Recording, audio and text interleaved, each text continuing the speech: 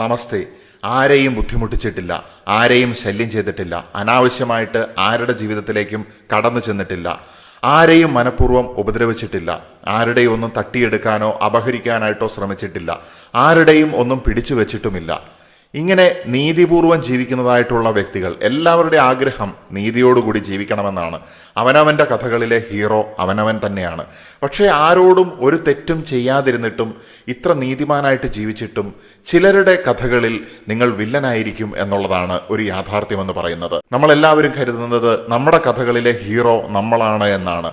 അല്ലെങ്കിൽ നമ്മൾ മറ്റുള്ളവരെ ബുദ്ധിമുട്ടിക്കാതെയും അല്ലെങ്കിൽ മറ്റ് യാതൊരുവിധ ശല്യങ്ങളും ആർക്കും ഉണ്ടാകാതെ സ്വയം പണിയെടുത്ത് അല്ലെങ്കിൽ സ്വയം അധ്വാനിച്ച് ജീവിക്കുന്നതായിട്ടുള്ള മനുഷ്യർ, അവർ ആരുടെയൊന്നും തട്ടിയെടുക്കാനോ അല്ലെങ്കിൽ ആരുടെയൊന്നും മോഹിച്ചിട്ടോ ആരുടെയും സ്വൈര്യ ജീവിതത്തിനെ തകർക്കാനോ ആരുടെയും കുടുംബത്തിൻ്റെ ഭദ്രത തകർക്കാനായിട്ടോ ഒന്നും ചെയ്യാത്തതായിട്ടുള്ള വ്യക്തികൾ എങ്കിലും എന്തുകൊണ്ടാണ് ചിലരുടെ കഥകളിൽ നിങ്ങൾ വില്ലനാകുന്നത് എന്നുള്ളതാണ് ഇന്നത്തെ വീഡിയോയുടെ ഒരു വിഷയമെന്ന് പറയുന്നത്.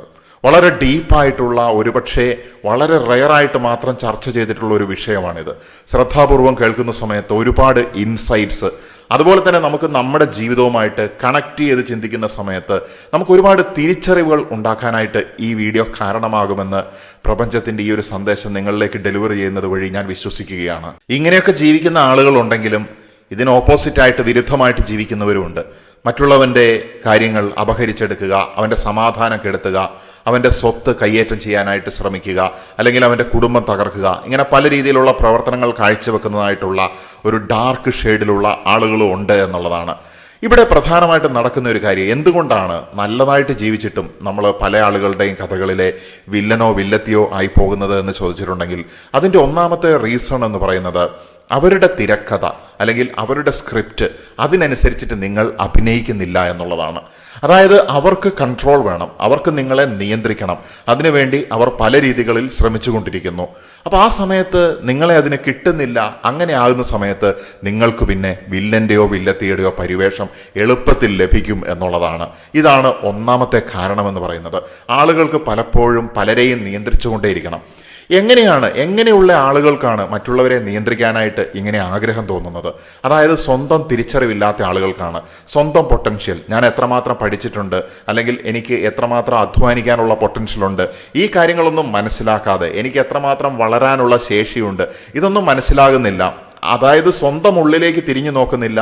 മറ്റുള്ളവരുടെ വളർച്ച കണ്ടുകൊണ്ട് അവരോട് അസൂയ പൂണ്ടുകൊണ്ടോ അല്ലെങ്കിൽ അവരെ താഴേക്കിടണം, അല്ലെങ്കിൽ ആദ്യം ഞാൻ വളർന്നിട്ട് വളർന്നാൽ മതി, ഇത്തരത്തിലുള്ള ഹൈപ്പർ കോമ്പറ്റീഷൻ, അമിതമായിട്ടുള്ള മത്സര ബുദ്ധി കൊണ്ടോ ഒക്കെ ആളുകൾ മറ്റുള്ളവരെ നിയന്ത്രിക്കാനായിട്ട് വരും എന്നുള്ളതാണ്.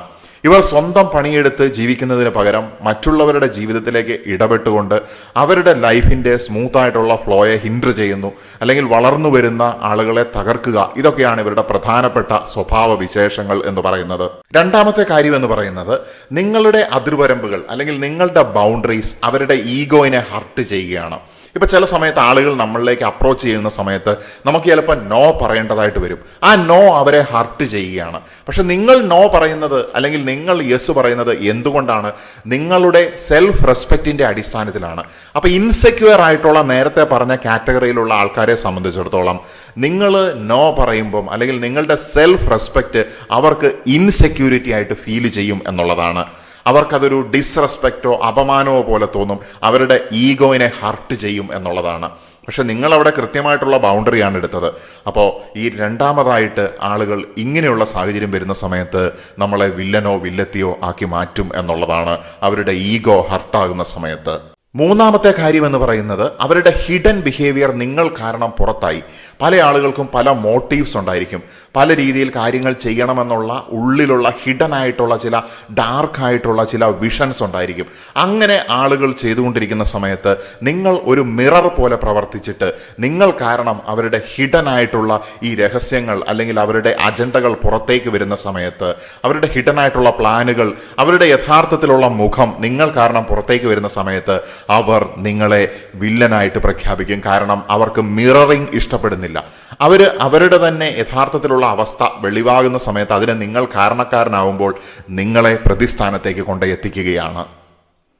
ഇങ്ങനെയുള്ള ആളുകൾ നിങ്ങളുടെ മേൽ കുറ്റങ്ങൾ ആരോപിക്കും, ചെയ്യാത്ത തെറ്റുകൾ വിളിച്ചു പറഞ്ഞുകൊണ്ടിരിക്കും, നിങ്ങളുടെ ഇമേജിനെ ഹർട്ട് ചെയ്യുന്നതിന് കാരണമാകുന്ന രീതിയിൽ സംസാരിക്കും. അങ്ങനെ പല പ്രവർത്തനങ്ങളും അവർ കാഴ്ചവെക്കും എന്നുള്ളതാണ്. പക്ഷെ ഒരിക്കലും തകർന്നു പോകാനായിട്ട് പാടില്ല. ഇതൊക്കെ ടെമ്പററി ആയിട്ടുള്ള അവസ്ഥകളാണ്. നീതി നിങ്ങളുടെ ഭാഗത്താണെങ്കിൽ നിങ്ങൾക്ക്, അല്ലെങ്കിൽ നിങ്ങൾ നാളെ തീ പോലെ ഉയരുമെന്നാണ്, വിജയിക്കുമെന്നാണ് ഞാൻ പറയുന്നത്.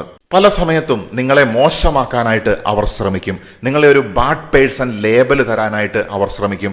പക്ഷേ അതിനെ നിങ്ങൾ സെൽഫ് റെസ്പെക്റ്റ്, നിങ്ങൾക്ക് നിങ്ങളോട് തന്നെ ബഹുമാനമുള്ളത് കൊണ്ട് നിങ്ങൾ അതിനെ തടഞ്ഞു അല്ലെങ്കിൽ പ്രിവെന്റ് ചെയ്തു എന്ന് കരുതുക.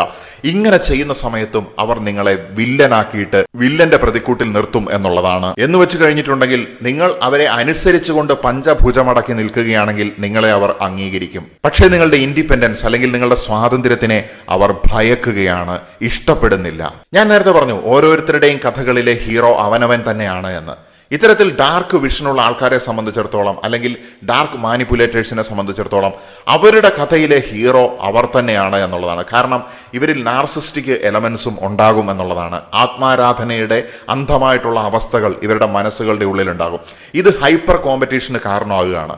അപ്പോൾ ഇങ്ങനെയുള്ള അവസ്ഥകളിൽ അവർക്ക് ഹീറോ ആകാൻ വേണ്ടി നിങ്ങളെ ബ്ലെയിം ചെയ്തുകൊണ്ട് അവരുടെ ഈഗോയെ പ്രൊട്ടക്റ്റ് ചെയ്യും എന്നുള്ളതാണ്. അടുത്തതായിട്ടുള്ള കാര്യം, നിങ്ങളുടെ ഗ്രോത്ത്, നിങ്ങളുടെ വളർച്ച അവർക്ക് ഡിസ്കംഫർട്ട് ആകുകയാണ്. നിങ്ങൾ ഇവോൾവ് ചെയ്യുന്നത് അവർക്ക് സഹിക്കാനായിട്ട് സാധിക്കുന്നില്ല. ചില ആളുകളുണ്ട്, ഞാൻ ആദ്യം വിജയിച്ചതിന് ശേഷം ഞാനിങ്ങനെ പറന്നുയരങ്ങളിലേക്ക് പോകുമ്പോൾ ഞാൻ നിനക്ക് നീട്ടിത്തരുന്ന ഉള്ളിത്തൊലിയിൽ പിടിച്ചുകൊണ്ട് വേണമെങ്കിൽ എൻ്റെ ഒപ്പം പോരെ എന്ന് പറയുന്ന മനസ്ഥിതിയുള്ള ആൾക്കാർ. അങ്ങനെയുള്ള ആളുകൾക്ക് നിങ്ങൾ അവരുടെ അപ്പുറത്തേക്ക് വളരുന്നുണ്ടോ എന്ന് തോന്നിക്കഴിഞ്ഞിട്ടുണ്ടെങ്കിൽ ഭയങ്കരമായിട്ടുള്ള ഡിസ്കംഫർട്ട് ആയിരിക്കും. അവർ ചിലപ്പോൾ നിങ്ങളെ ശത്രുവായിട്ട് കാണും, കമ്മ്യൂണിക്കേഷൻ കട്ട് ചെയ്യും, ഒടുവിൽ നിങ്ങളെ ഒരു വില്ലനായിട്ട് പ്രഖ്യാപിക്കുകയും ചെയ്യും. കാരണം അവരുടെ ഓൾഡ് വേർഷന് നിങ്ങൾ ഡിഫറൻ്റ് ആയിട്ട് ഫീൽ ചെയ്യുകയാണ്. പല സമയത്തും പ്രശ്നങ്ങൾ ഉണ്ടാകുന്ന സമയത്ത്, അല്ലെങ്കിൽ ജീവിതത്തിന്റെ പല സമസ്യകളിൽ, പല സാഹചര്യങ്ങളിൽ you walked away without any drama, നാടകങ്ങളൊന്നുമില്ലാതെ, അവർ പറഞ്ഞ ആക്ഷേപങ്ങൾക്ക് ഒരു ക്ലോഷർ കൊടുക്കാതെ സൈലന്റ് ആയിട്ട് നിങ്ങൾ മാറുന്ന സമയത്ത് ഇത് അവരെ വളരെയധികം ഡിസ്കംഫർട്ട് ചെയ്യും എന്നുള്ളതാണ്. ഇത്തരത്തിലുള്ള സൈലൻസ് പലപ്പോഴും ഇങ്ങനെയുള്ള മാനിപ്പുലേറ്റേഴ്സിനെ കൺഫ്യൂസ് ചെയ്യിക്കും എന്നുള്ളതാണ്. അതുകൊണ്ട് ഞാൻ പറയുകയാണ്, നിങ്ങൾ എത്ര നീതിമാനായിട്ടാണ് മുന്നോട്ട് പോകുന്നതെങ്കിലും ചില ആളുകൾ അവരുടെ കഥകളിൽ നിങ്ങളെ വില്ലനാക്കും. അതിലൊട്ടും വിഷമിക്കേണ്ട കാര്യമില്ല. നിങ്ങൾ നീതിപൂർവം മുന്നോട്ട് പോവുക, നിങ്ങളുടെ യാത്ര തുടരുക, നിങ്ങൾ ഒരുപാട് വളരും എന്നാശംസിച്ചുകൊണ്ട് തൽക്കാലത്തേക്ക് പ്രപഞ്ചത്തിന്റെ ഈ സന്ദേശം വീണ്ടും തുടരുവാനായിട്ട് നിർത്തുകയാണ്. നമസ്തേ.